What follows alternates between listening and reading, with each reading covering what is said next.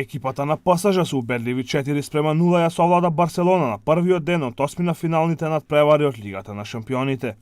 Домашните фудбалери на изненадување на целокупната светска јавност доминираа во текот на целиот надпревар, а каталонската тика-така беше непрепознатлива.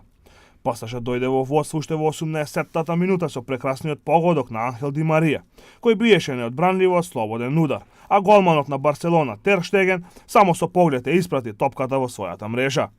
Веројатно ниту неголемите фанови на ПСЖ не очекуваа дека нивната екипа ќе има водство 2:0 на полувремето против големата Барселона.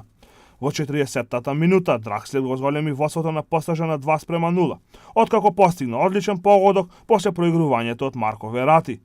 После само 10 минути игра во второто полувреме, Ди Марија го постигна својот втор погодок на овој надпревар, за водство на ПСЖ од 3:0. Конечниот резултат на овој надпревар го постигна Едисон Кавани во 72-та минута, кога најдобро се снајде во гостинскиот 16-етник. Екипата на Барселона оваа сезона беше еден од најголемите кандидати за освојување на Лигата на шампионите, но после поразот од 4:0 од ПСЖ се пред испаѓање уште во осмина финалната фаза.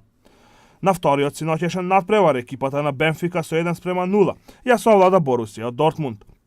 Одлучувачкиот момент на надпреварот се случи во 48-та минута, кога Луизао после еден корнер со глава ја префрли топката, а Митроглу од непосредна близина ја заби во мрежата на голманот на Борусија Бурки. Вечерот ќе се одиграат два интересни дуели од осмина финалето на Лигата на шампионите. Во 20 часот и 45 минути ќе се одиграат надпреварите Бајерн Минхен Арсенал и Реал Мадрид Наполи.